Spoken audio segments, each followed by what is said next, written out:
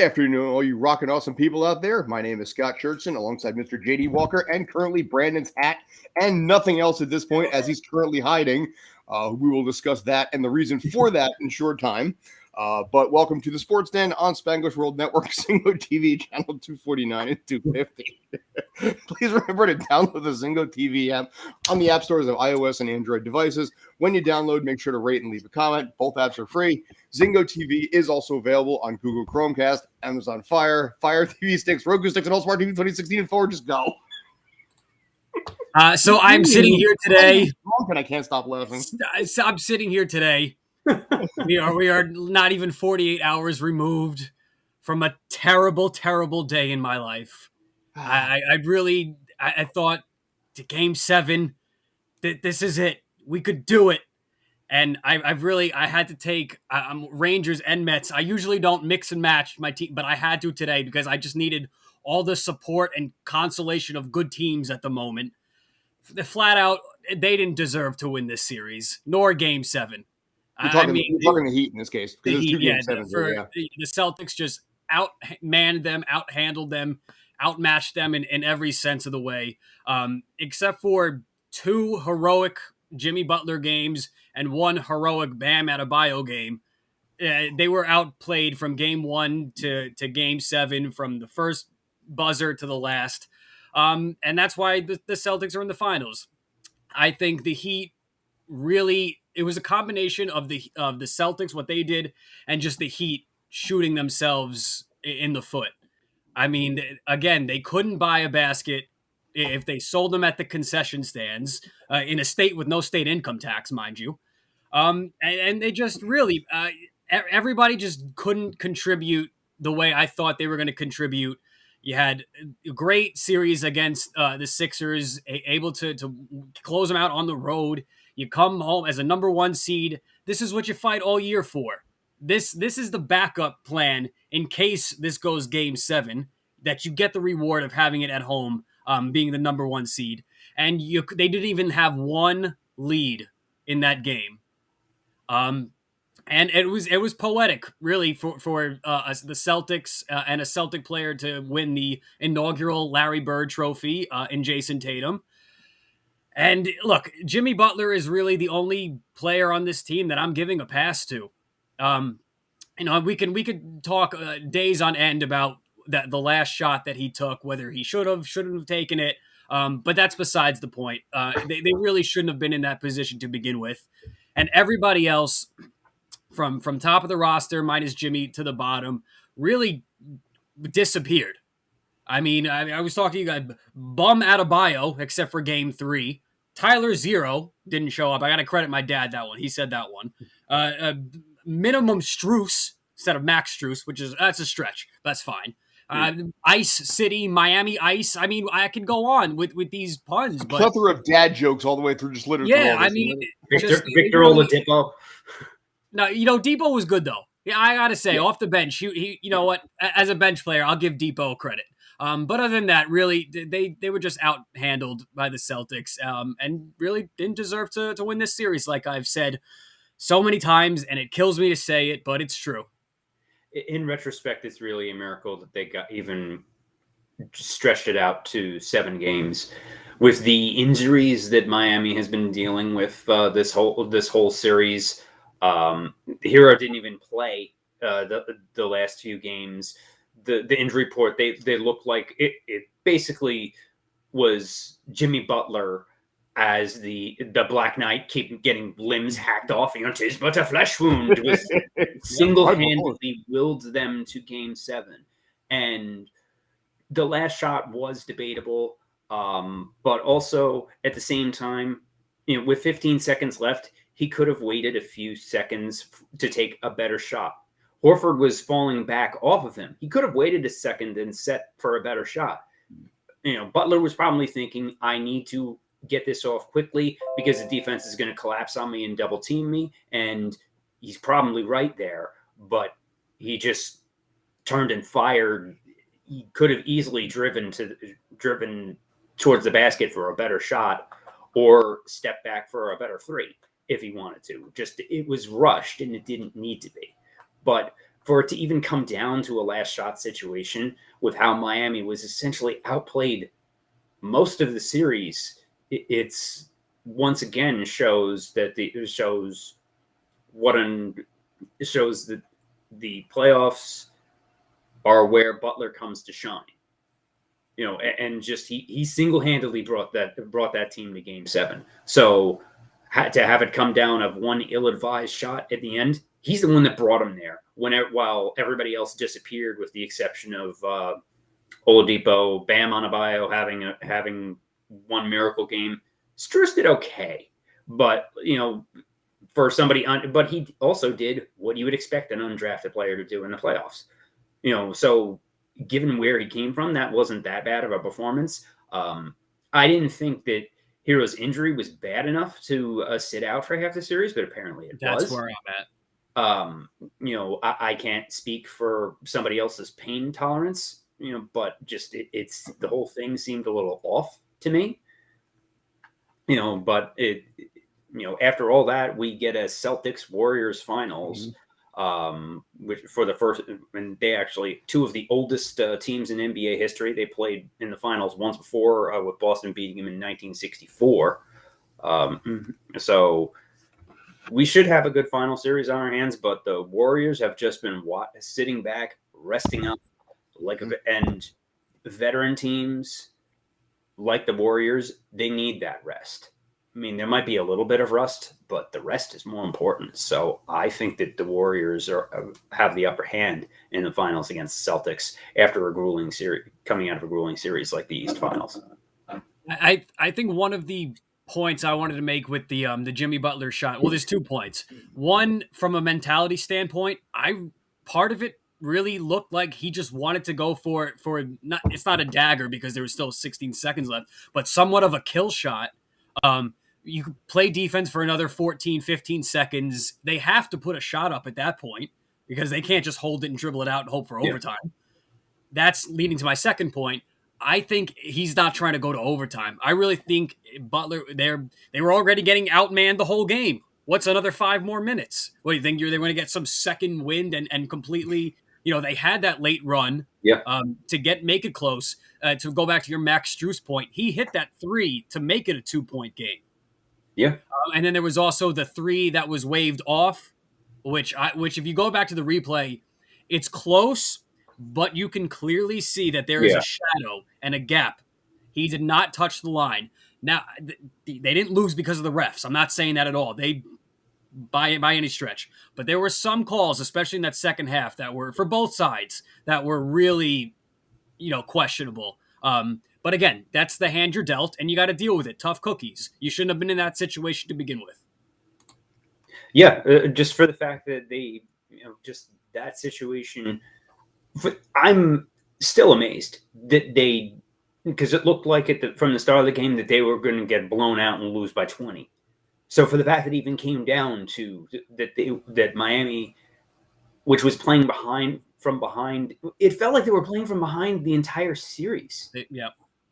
And it almost felt like I was one of the bad luck charms, because every time I would turn the game on, they would go down by the Celtics would go on a 10-0 run. It felt like, because it happened so many times throughout this series.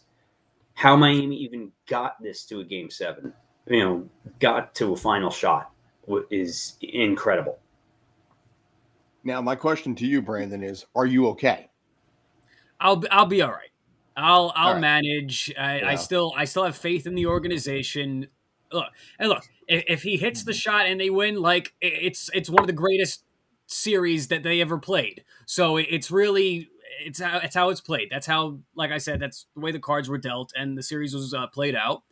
But like you said, we're gonna get a great finals. Do we have finals predictions? I might have a surprising one. I have my own, but I'll let you guys go first if you want. I'm going with Warriors in 6. Mm-hmm. Brandon, Scott, you want to go, Scott? All right, why not? I'm gonna go Warriors in 5. On a twofold standpoint here. They have won twice and have appeared 5 out of the last 7 years. This is a team that is used to this. This is a team that not only is rested, but this is a literal day at the office. And I've talked about that in the past. When it comes to Boston, however, they have not been back there for about 12 years. They've gotten to the playoffs. They've been pretty steady that way. Lost in the Eastern Conference Finals, lost in the first round last year. They get back to the playoffs, but anybody will tell you that the finals is a brand new arena. It is a brand new entity of itself. And when you had a 7-game grueling series and you're going up against a team that is well rested and well trained like Golden State, you'll scrap one out. Maybe you can scrap 2. You said 6. But I think at the end of the day, I think this is a Warriors team that's too experienced, too strong, and they're going to take it in 5. Brandon? My only point before I get to the actual pick, I think we finally have a matchup that the Warriors are going up against a legitimate defense, a legitimate physical team. I know Memphis is on the more physical side of the ball with that, and they're a good defensive team as well, but they ain't Boston. So I think really between the length and athleticism of Boston, I really think they're going to give the Warriors a lot of fits, a lot of trouble. I'm going Celtics in 6. I think game 1, I think, is a lock for the Warriors to win, just because I think they hadn't played since Wednesday night, so that would be 8 days. But then after that, everybody's on the same rest schedule, and I think there's going to be at least 2 to 3 days between every game. I think game 1 will be the Warriors. Then Boston will start to get their stuff together with that series. I get the Warriors. I get it'll be one of the great playoff atmospheres in a long time. Their first finals game in Golden State in 3 years since the Toronto series. I think it's going to be a good series, a great series. Celtics in 6. I think there's something with the Celtics team. The only thing that I would differentiate, I can see why you're coming with that. My thought process, though, is that the first game, you talk about 8 days off. It might take a half, maybe a half, to get yourself reorganized. If the Celtics are going to be able to win a series like this, they need to capitalize on a game 1. You can't allow a team like Golden State to set the tone and play from behind and let them dictate the rhythm on this. You need to catch them off guard. You need to figure out a way to take and sneak away with that game 1. And if you're assuming in this case, like I said, your best option is seeing a Golden State team that might not be as concise, having such a long period of time, you have possibly a small window. And I'm going to give it all the way to a half. It might only be a quarter, but I'll give it to a half to generate a lead there and force Golden State to go off the game a little bit instead of setting that tone. Yeah, I agree that Boston needs to take advantage of whatever rust the Warriors might have and jump on them early and often and take game 1. Because if the Warriors shake the rust off and win game 1, it could get early real fast for the Celtics. With the Warriors have won 3 championships in recent history, been to the finals 5 times. This is. While yes, they had 2 down years before coming back this year. This is a team that's been here before. They know what to do. And while Brandon and I agree that the Celtics having a physical defense will, could give the Warriors fits. I just don't see it lasting over the course of a series. Like, could they rough them up for some stretches? Yes, but ultimately I think that the Warriors' experience will come back and will be their benefit, and they'll win this pulling away. But to one thing about experience, though, yes, Clay, Draymond, and Steph have as much experience as you can ever have as a player. But the rest of that team is Wiggins, Poole, Moses Moody, Kuminga, young guys, Wiggins, who not a young guy, but a guy that hasn't been in the finals. The rest of the team is not as experienced as opposed to this Boston team, the whole roster.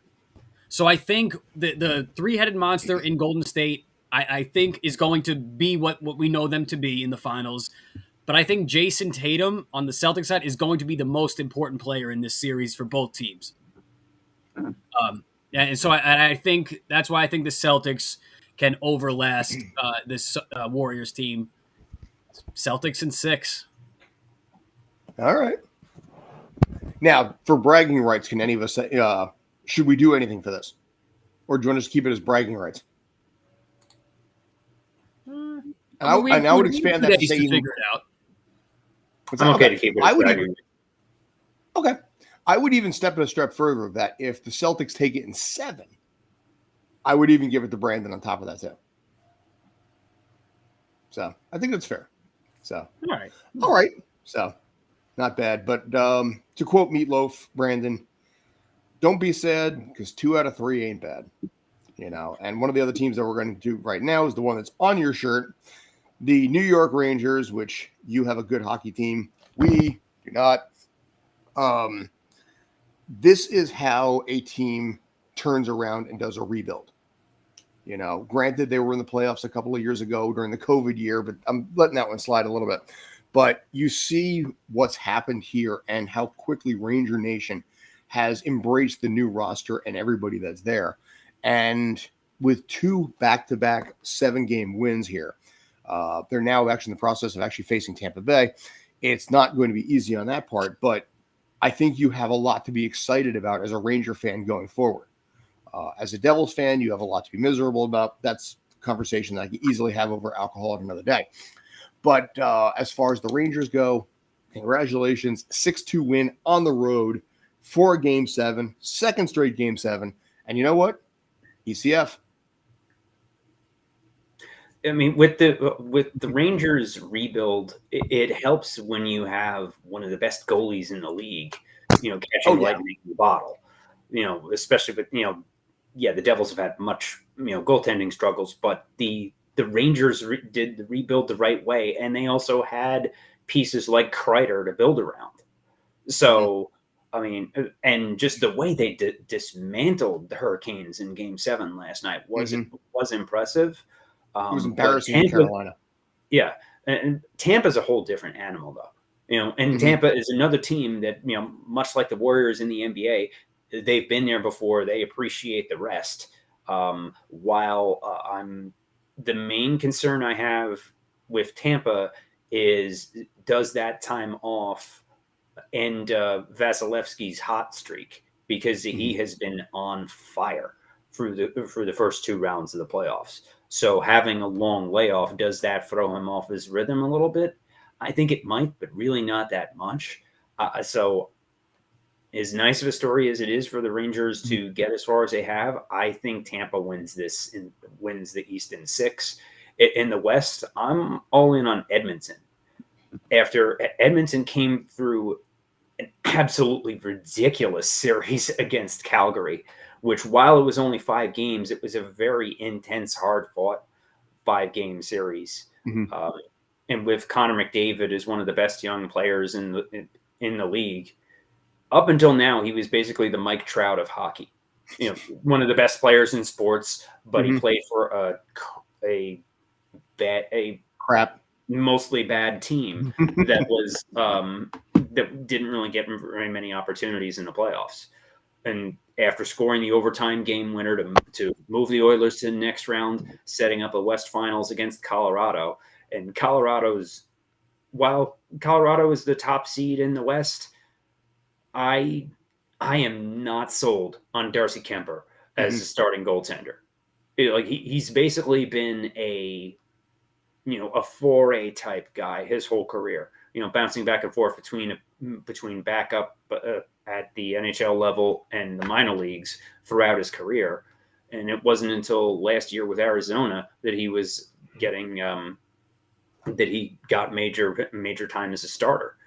So while Nate McKinnon and the Avalanche are a very strong team, I'm just that goaltending against a team like Edmonton, a team that went through a back and forth 4 goals in 71 seconds in the second period of Game 5.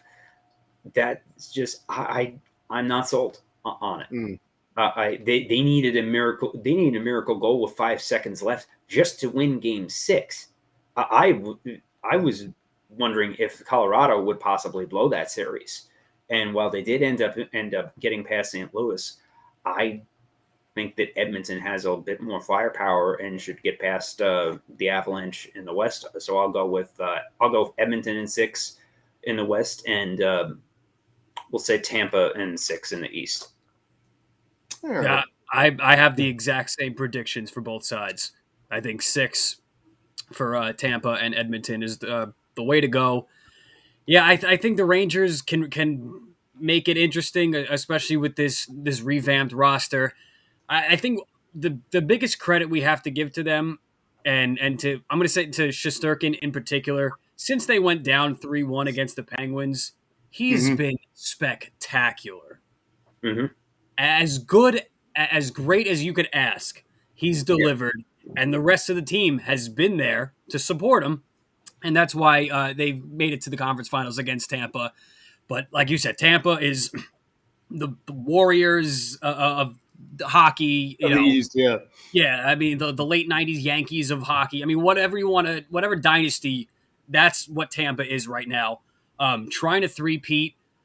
Yeah, I'm with Tampa in 6, but I think it's going to be a hard-fought 6 games, a couple overtimes thrown in there. I could. It would. I would. It would be tough for me to see Rangers stealing on the road. But if they can, then it gets very interesting. Yeah. Amalie Arena in Tampa is one of the more intimidating home ice environments in the NHL. That is going to rattle the Rangers, I think. While the Rangers win the tiebreaker, having more wins during the regular season, even though it was the same number of points as Tampa, so they get home ice in games 1, 2, 6, and 7 at the Garden. It really, or 1, 2, 5, and 7 rather. With a team with the experience of Tampa, I don't see that. And out in the West, with the Oilers scored 6 goals in game 1 against Markstrom for Calgary and still lost. And they with how the Oilers got to Markstrom's a Vezina finalist. Now they get to play Kemper in Colorado. The Oilers have got to be licking their chops. And of course, with Canada having a Canadian team has not won the Stanley Cup famously since 1993. This might be their best shot with Edmonton this year. And speaking of, I want to ask you guys a question in a minute, but speaking of, you just finished up an article on that series in Edmonton across the board. That'll go up on La Portada and the websites as well.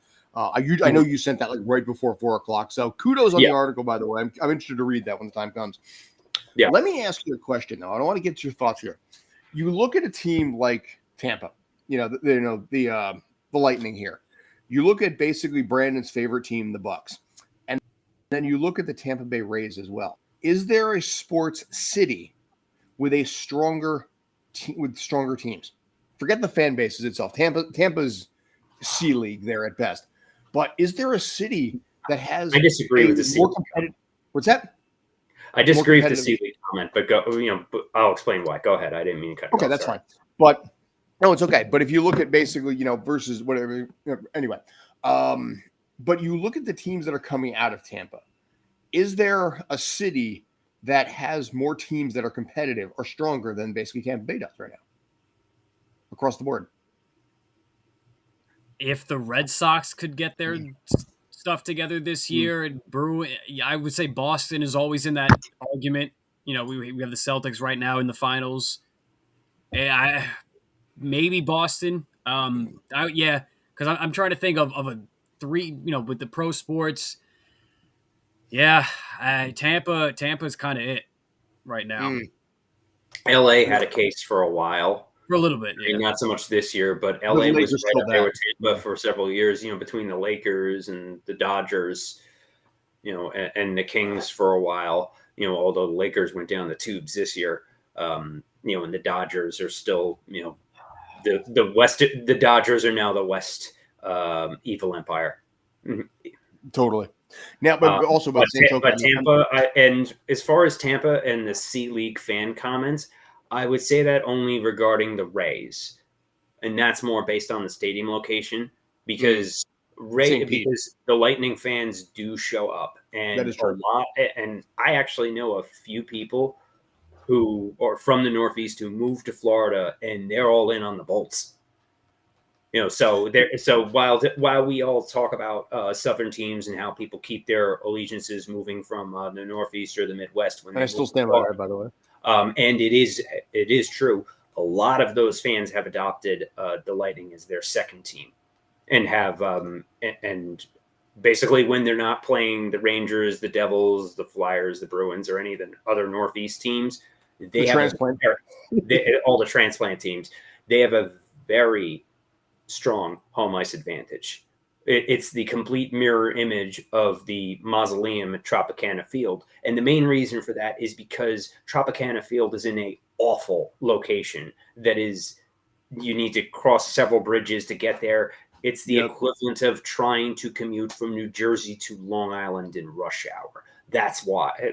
That combined with a terrible experience once you get there, that's why the Rays don't draw flies. And some weird local roads you got to drive down. I remember I've been to that stadium, and I remember the ride itself. And even as a passenger, I'm looking at this and thinking, this is weird, man. Yeah, but meanwhile, Amalie Arena is downtown.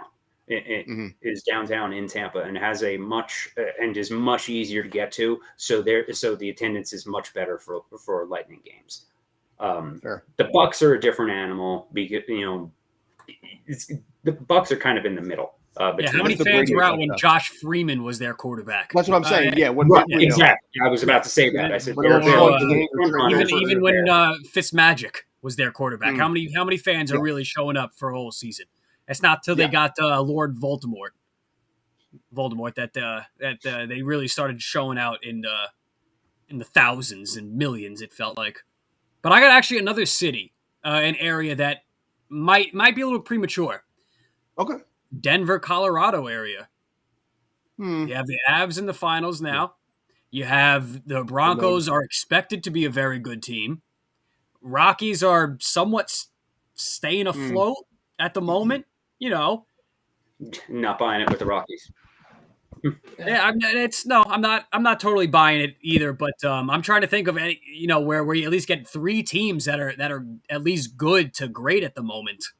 The advantage that I think Colorado has is that you not only have Colorado and Denver in that area, but also you can land Wyoming, Utah, Montana, Idaho. The Nuggets were just in the playoffs, anything basically around anything Rocky Mountains as a whole, up and down, is borderline Colorado fan base there.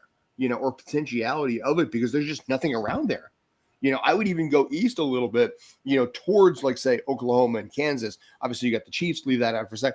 But you're probably going to get some people on the east side as well that, you might pick up a few there too. Obviously, it's more college-based and more high school-based in those areas. But from a professional standpoint, your advantage with Colorado is the fact that you have such a wide geographic area to cater to. But and the Nuggets, you were just in the conference finals a couple years ago. You have a 2-time MVP. So even the four teams are at least average to very good. Yeah. I got to say they're in a conversation. Yeah, I mean, Denver is a decent place, although the Rockies are terrible, and baseball in Denver in high altitude is an absolute joke and an insult to us and insult to the sport.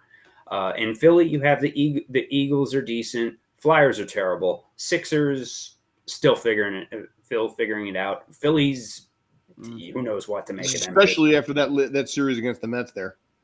That was. Let me get my broom. Where is it? A sweep. Oh yeah.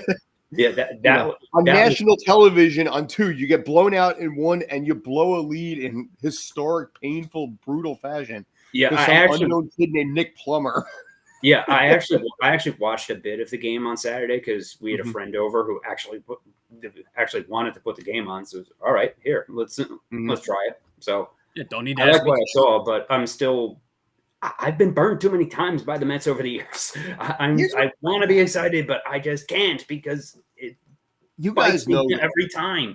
You guys know that Robin is a long suffering and now very excited Mets fan.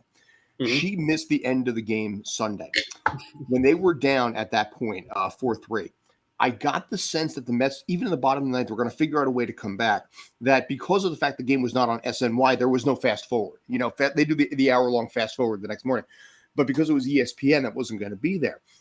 I had just this instinct with the Mets that they were going to pull out a win there, that I set the DVR, so she could at least see the end of the game, even though she fell asleep. And figuring that if they did lose, I could just delete it. And, but in this case, I look like a none the wiser. Yeah. Dude, I look like a peach in this case, the good loving husband. But it was just something about the Mets that I was like, they're going to pull this out. They're going to figure out a way to pull a victory out of the jaws of defeat. Plummer in the ninth with that launch of a home run. And then immediately in the 10th there with that single, drives in, I forget who it was. Was it Marte? I forget who it was. But on Escobar. It was Escobar. Yeah. But I saw something in that ninth inning. It's like, they're not done. They're going to figure this out. And they did. And that's the kind of thing that, and we've talked about it before, the magic of 86, but without the cocaine. I mean, also, when I watched Saturday's game, I will admit it felt different. I didn't see the ending on Sunday because I was watching the Heat Celtics instead, going on at the same time instead. So I was kind of flipping back and forth between devices for a little bit. But I missed. But because it coincided with the end of the Miami-Boston game, I completely missed the 10th inning. So, but even when I watched on Saturday for a little bit, I agree something feels different. But at the same time, so like there is something. Hope, that's what it's called. But I've been burned before, so just I want to, like, I'm getting there, but I'm not quite there yet. Just because it's like it feels like an abusive relationship sometimes. The Mets and the Jets in particular. No, hashtag now trending on Twitter, basically, cancel Sports Denver, But no, like it really does feel different, and I'm saying until proven otherwise, I'm all in right now. And I think I said this last week on our show. If there's a terrible inning or just a terrible game overall, they're coming back the next inning or the next game and putting a smacking on you. I mean, they scored, it was 13 runs last night, like in the 5th inning. I'm like, geez, save some hits and runs for the next game. Last night, yeah. I'm like, geez, save some. You got the Dodgers coming up in a couple days. You're going to need your energy for that series.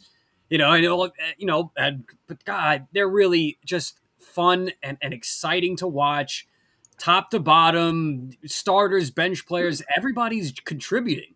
They just sent down Dominic Smith because Plummer has been playing so well, minus that sliding missed catch in left field out of the game. But we'll forget that because he's been great otherwise.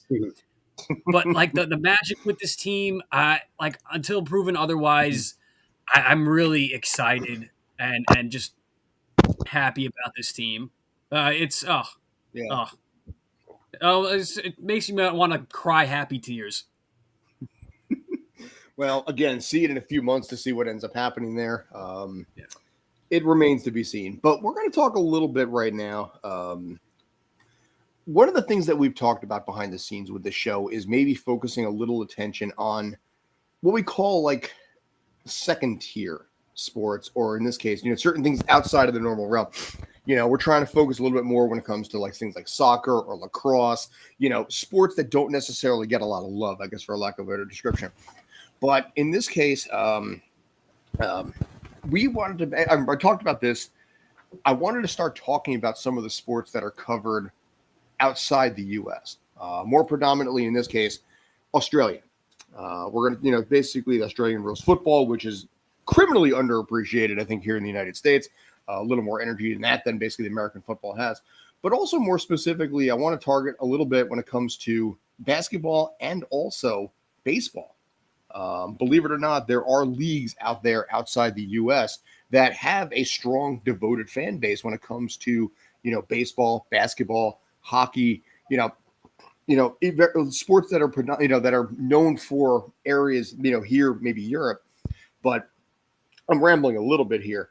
But when it comes to Australian baseball, I got to admit, even though it's only November to January, I'm kind of intrigued by it. It's only a 2-month thing. There's only 8 teams, 7 in Australia, 1 in New Zealand.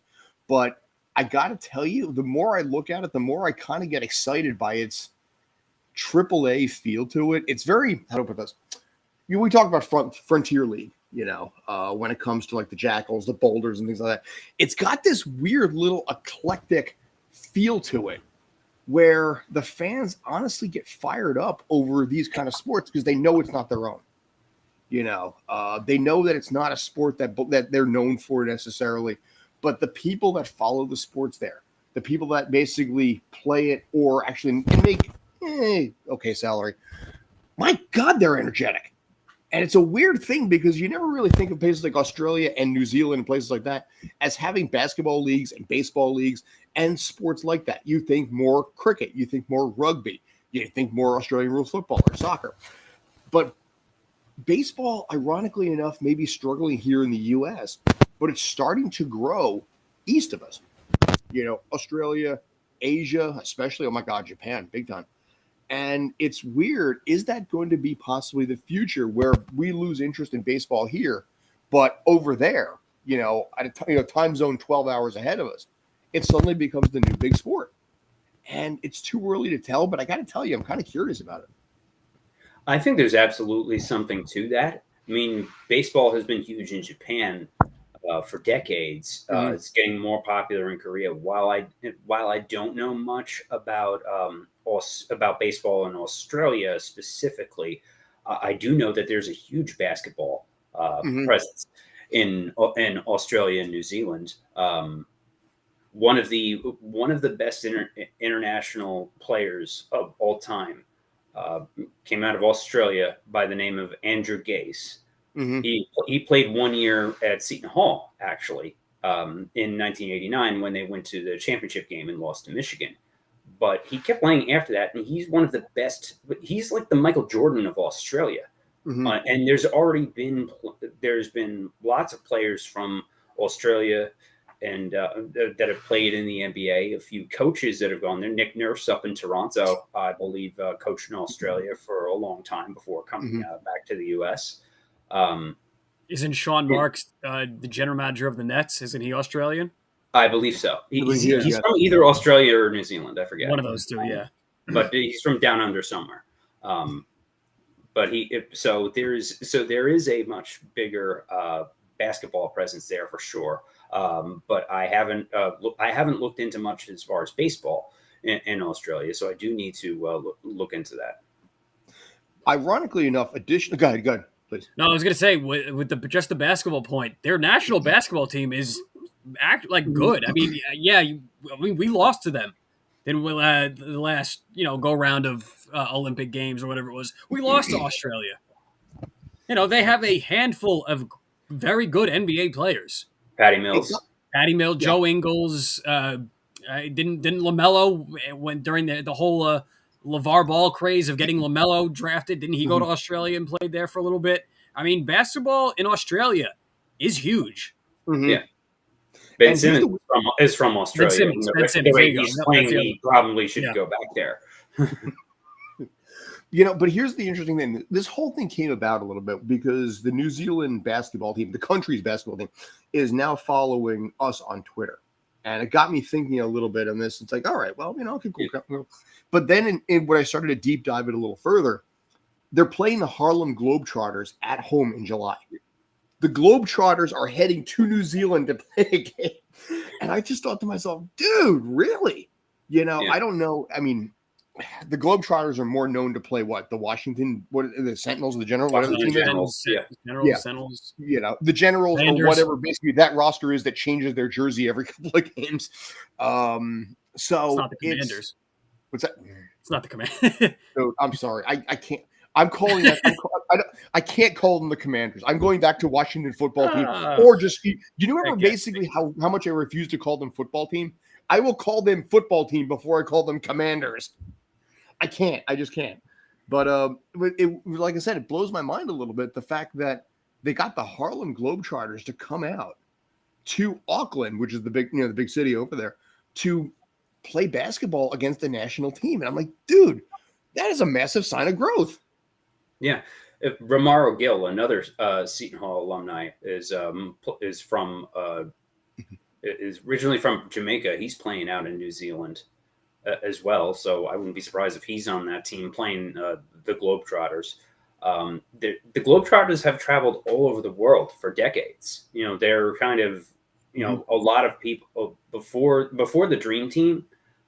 The Globetrotters were a lot of the world's first introduction to basketball, and that legacy remains to this day. Mm-hmm. So Will Chamberlain was a Globetrotter. Yes, he was. He was a Globetrotter because he wasn't able to play in the NBA until his class graduated. So he did play after playing 2 years at Kansas, because freshmen couldn't play back then. So after redshirt freshman year and 2 years playing at Kansas, he played what would have been his senior year on the Harlem Globetrotters before going back to the NBA. Yeah. So the legacy has been going on for almost a century. So this will probably be a fantastic event out in Auckland. I'm going to try and reach out to them. I want to see what I can do on my side of it. Because I got to admit, I'm very curious to see this. Because, again, when it comes to basketball, especially here in the United States, you never even know. I mean, the only thing New Zealand, I think, is known for, it's the place where they filmed Lord of the Rings. And rugby. Well, yeah. But I'm saying is huge there. It is true. That's true. But rugby is not big here. Rugby. I mean, there's a couple of rugby leagues here and there. The colleges have them. You might find some rugby on MSG or Fox Sports, FS1. But by and large, as a sport, rugby is not well known. Just like by and large, New Zealand is not well known to us as well. When you think of New Zealand, the first thing people usually think of, Peter Jackson filmed there. And that's pretty much all we kind of have over that state or that country. Wasn't King Kong filmed there too? That the one with Jack Black? Avatar was filmed. Yeah, the Avatar movie, the James Cameron, at least the first one. I'm not sure about the sequels or not, but yeah, it's become a very, very surprisingly booming film industry. But nobody knows anything about New Zealand to the point that if you go on the New Zealand website, they actively try to recruit people from the United States to move there. There's like cash incentives. It's like, you're from the United States? Yeah. Come on over. We'll provide you with jobs and money. Colbert did a segment when he traveled to New Zealand a few years ago. The New Zealand Prime Minister Jacinda Ardern, I think her name is, also a female head of state. Not something you see very often. So the Prime Minister herself picked up Stephen Colbert from the airport in Auckland as part of that segment. Don't think I'm not tempted to go. It's only like 500,000 people in there. It's about the size of Britain, pretty much. What's that website? I'm gonna look it up right now. What is that? What New Zealand? NewZealand.com. Yeah. Or probably .gov, I would think. Yeah. But or .nz, maybe not .co.nz. I'm thinking. But they actually on their website they have like the section devoted to like U.S. people moving there to expat. And Australia is like, if you're over 45, which I am, they'll be like, we'll let you in if you have money. New Zealand's like, you're from the U.S. Come on in. But irrespective of that, that's a conversation.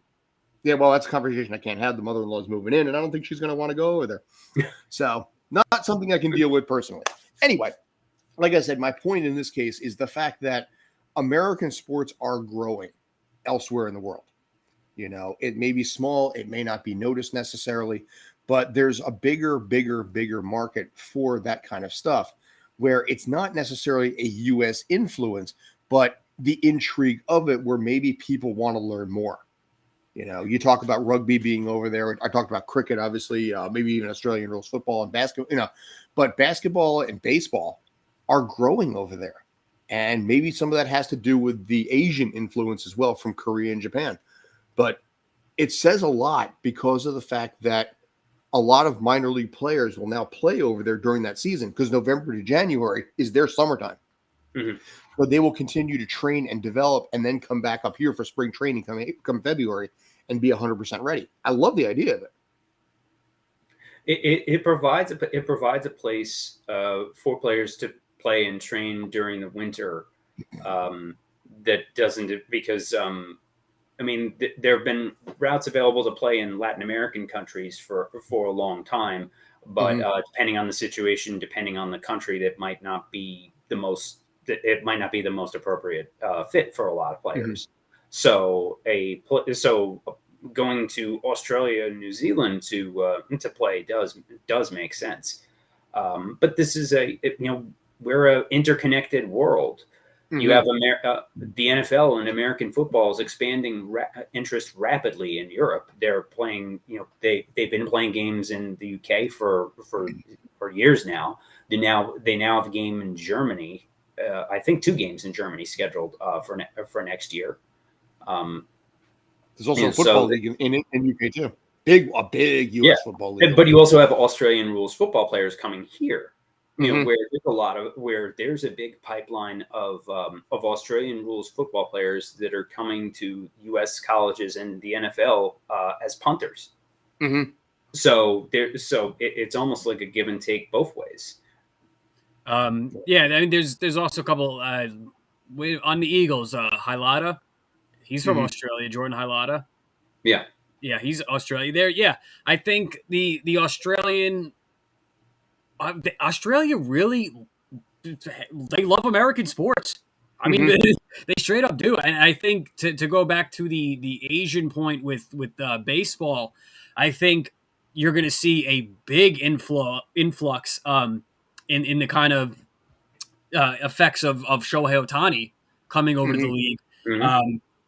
When we went to the Mets game against the first game against the Mariners, it was Japanese Heritage Night. So I think MLB really with Asian, I think is really a strong alliance that they're trying to really from that side of the world and our side of the world, and then bring it all over the world. And I think a big part of the baseball thing is I don't even know if they're having it this summer. I mean, they might because things are really starting to, pandemic wise, really open up.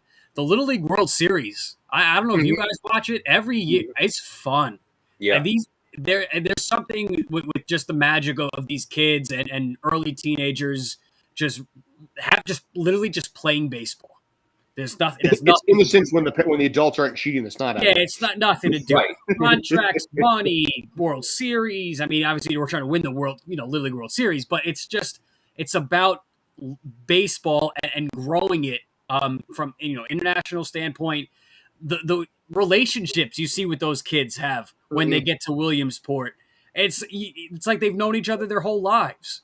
Yeah, and now with technology, I've seen some real touching videos of the kids talking to from different countries, but you can use Google Translate on your phone for them to talk, or for them to talk to each other in their own languages, and it's just that stuff. That is what youth sports is all about. It's a good point. And the ability to be able to connect and And that's what it's about before the adults ruin it. Oh, yeah. Well, also the other side of it too, if the kids have social media before they get ruined by that, you can also stay in touch with the kids too. Yeah. And because of the fact you can just right click and auto translate, you can stay in touch with that first baseman you were hanging out with while you were basically hanging out on first base. And that's, there's, like you said, there's an innocence to that. There's a nice soft feeling to it before the adults destroy it. And who knows, maybe one of those kids will be one of those adults one day. And before they get to high school and they become some not popular words, I'm going to say. But the kids are great. Yeah. So, but like you said, as far as Little League World Series goes, now again, that also broadcasts on ABC too, ESPN. So that's national coverage on top of it. And you get to see what the rest of the world has. And again, we'll probably talk a little more Little League World Series when we get closer to it. But yeah, never ever discount the Asian teams. Chinese Taipei. When I was a kid, Chinese Taipei just owned Little League baseball back in the 80s and the early 90s. So we'll talk about that probably when we get a little bit closer. For now, though, we got about 5 minutes left. I wanted to find out if you guys had any final thoughts, anything you liked, anything you didn't like, anything you want to deal with. Just open it up as a therapy session. One thing that's really sticking with me right now is how the Lakers are handling this Russell Westbrook situation, or not handling the Westbrook situation. Look, I'm really at the point. I'm not going to get too into the situations, but just kind of looking at from such a far back perspective. they really just mishandling so many things. I really think it's time for the Bus family to sell. Let it go. You know what? They're not going to, but like something major needs to be done. You're really withering away the last year or two of LeBron's career. Mhm. You know, there are reports that they're going to bring Phil Jackson back in for you know, advice and all this mentor. No, just enough. It just Is he it's going to get really back together with Jeannie Buss? Good luck with that. Yeah, right. It's just I don't think once LeBron leaves, when he's Mhm. finished with the Lakers, whether it's retired or he goes to another team, which I don't think he will, I can't see the Lakers being good for a very long time, or until there's really some change in the upper ownership and management of that team. The problem is Rob Pelinka is an absolute stooge. You know, running that team. The ownership situation is a mess. With the with the infighting in the Buss family. This has happened so many times throughout sports where the original owner dies, and then there's no clear cut succession plan. You know, siblings or other family members fighting over it. You know, huge estate problems. Like this has happened multiple times. You know, most notably recently with the Denver Broncos as well. Mhm.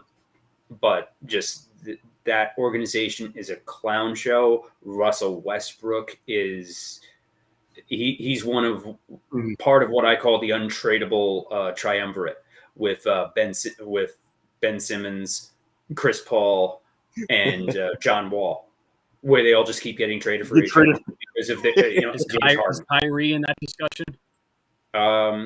No, only because he has 1 year Oh, left. he doesn't have that big left on contract his yet. deal. That's right. That's right. He's Right. 1 year left on his deal, and the Nets have made it very clear that they have no desire to re-sign him, nor should they.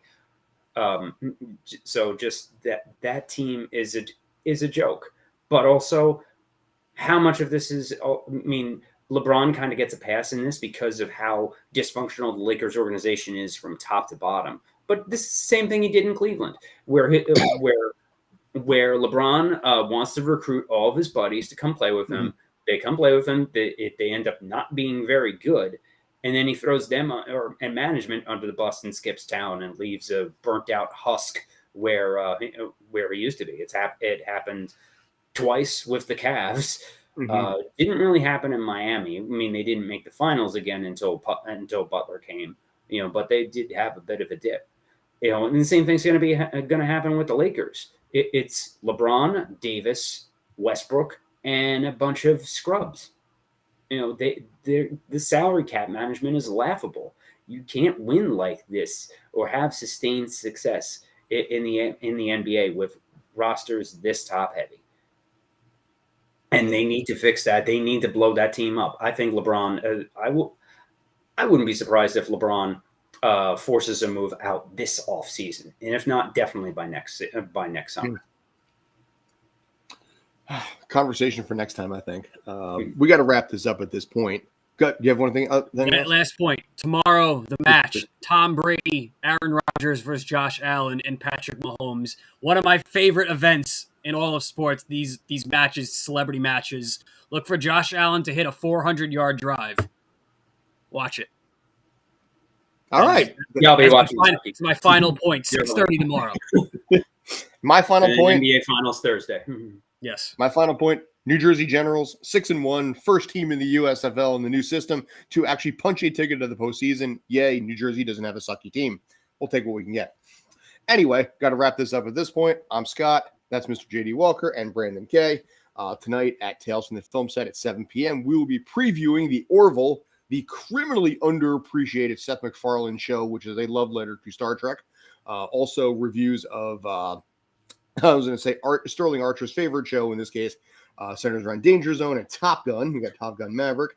Also talking a little bit maybe about Stranger Things, although I haven't finished it, so I'm going to make sure Ryan does not spoil it for me. No. Yeah. I'm halfway through the last episode that they have. I'm on episode 5 right now, so I still have 2 more to go before like the next part comes out in early July. So yeah, no spoilers on that one. May spoil Top Gun. We'll figure that out as we go. But in the meantime, I'm Scott, Brandon, JD. Thanks as always. Take care.